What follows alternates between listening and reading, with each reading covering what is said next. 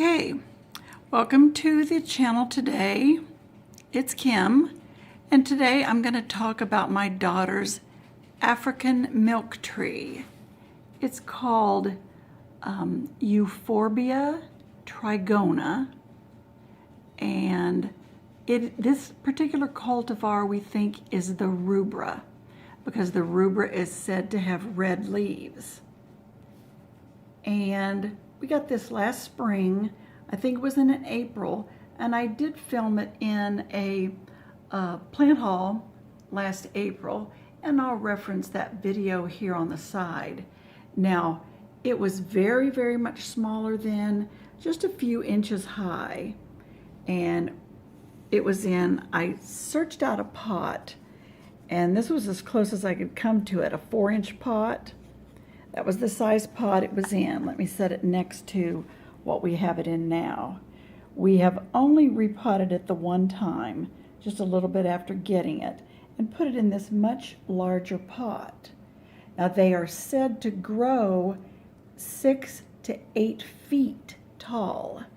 So we originally put it in this heavy ceramic type pot. It's not Hypertufa. I may later make a special Hypertufa pot for this, because from what I understand, it's going to need a good, strong, and heavy base, because as tall as it is right now, it's maybe 12, 15 inches tall. It's 3 pieces that it is. As it gets taller and bigger, it's going to be so much harder to transplant. So I don't want to have to struggle with it. But as you can see, the way the base is right now, it's got quite a bit of room to grow. I do think we're going to have to refresh some of the soil this spring when it starts a new growth spurt. I read in one of the sources that it was deciduous and loses its leaves in the winter, but we have this indoors and it has kept its leaves all winter with a little tiny bit of shedding with some of the older leaves, as you can see, like that one's done right now. A few of them have wrinkled up, but for the most part, all the leaves are in really nice shape. This has really been a fast and quick growing plant. You see, sort of has a heavy stem like a snake plant. Hopefully this film will show those striations on that center stalk.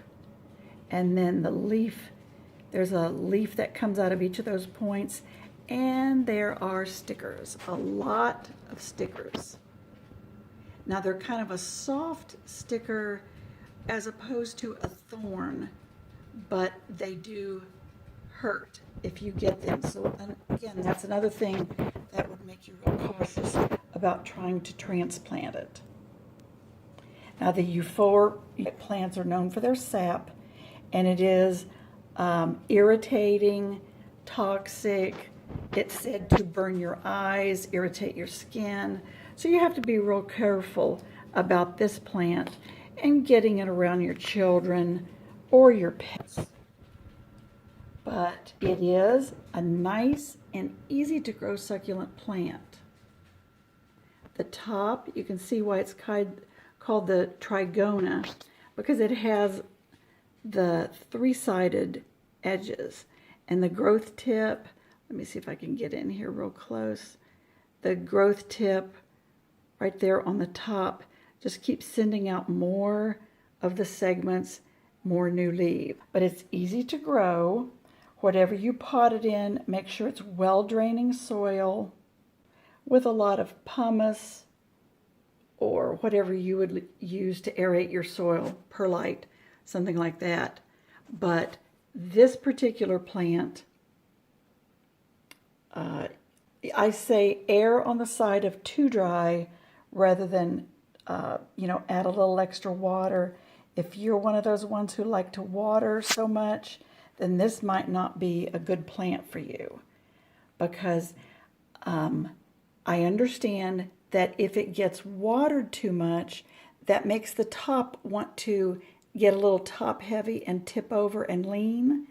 And once they start to lean, you either have to stake them or tie them up with rope, and that would, you know, kind of just ruin the aesthetic of the plant to me. So this one, my daughter keeps it in an east window in her bedroom. You've probably seen it in one of the plant tours.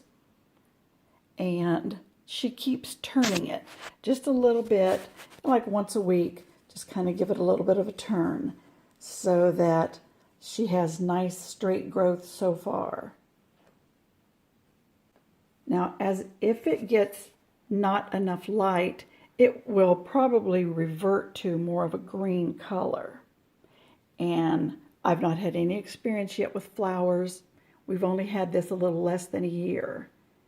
But I really think it's a gorgeous plant.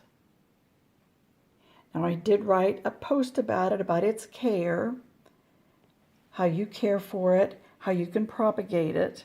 We've not tried the propagation yet, but I understand you can just cut it off wherever you'd want to cut, and then, of course, let it callus over like you would any other succulent, and put it down in soil, and hope for the roots to form, just like all roots will on a succulent.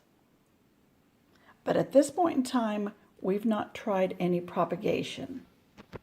Now, I think if this gets, again, another foot tall, I would be a little cautious, but would try to transplant it and put it in a heavy Hypertufa bowl, probably just going up maybe another inch or so, something that I think it could stay in for a long, long time, because I don't think this is one that I would really love to try to transplant when it's 2 foot high and little limber strands like it is right now.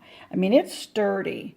It's a sturdy plant, but I don't want to try to hold that together and transplant it. Again, it was in this size of a tiny little pot and only about that high.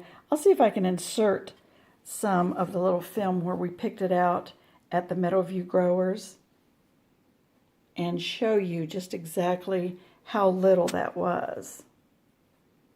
But it's a gorgeous plant. I don't think you could go wrong with this one. It's a pretty splash of color. And if you've got a good, I don't know, bay window area where it can handle a 6 foot plant, this may be the one for you. I don't know where this one's going to go as it gets bigger and bigger, but I really love it. But thanks for joining me today. Again, this is an African milk tree, has milky sap that is toxic. It can irritate your skin. You've got to be careful how you handle it. It is, I guess the term would be poisonous or toxic to your children, you know, if they should get pricked by the little thorns or get the sap on their skin. So be careful with the kids and the pets. But thanks for joining me today, and stop by for another video.